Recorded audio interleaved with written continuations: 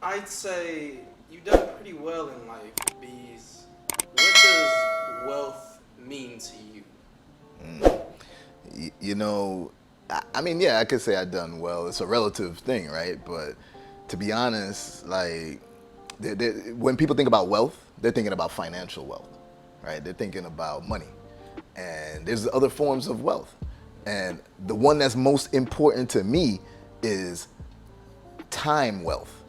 Why? Because that's freedom, right? That's more important to me. That's what I've been focused on. That's why I left my 9-to-5 job, my corporate job. I had an amazing corporate job. I was working in Microsoft and, like almost 200K a year just from bonuses and stuff as well as my salary.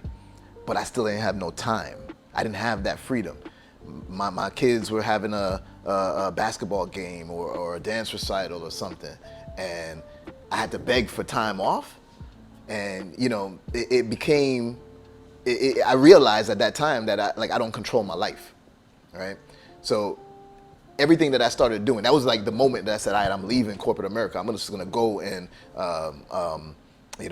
try out full time. I'm gonna go all in on this and not just have one foot out the door, right? Trying it out because I'm scared to leave my comfort of my 9-to-5, right? That's a false sense of security. We always be like, yo, I'd rather be more secure. I want to have that paycheck coming in.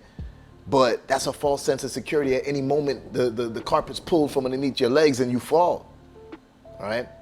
So this goes back to me with the cash flow quadrant from Robert Kiyosaki in that book, Rich Dad, Poor Dad. A lot of people know that book, right? But what did you really get from that book? And in the cash flow quadrant, it talks about we all start as employees, and then we go down to self-employed because we're like, yeah, I want to work for myself. But then we get stuck here in self-employed, right? Why? Because we're afraid to hire people. We're afraid to treat our business as an actual business, right? But the problem in this side of the quadrant is that you're trading your time for money. There's only so many hours in the day. So, you're capped on what you can earn.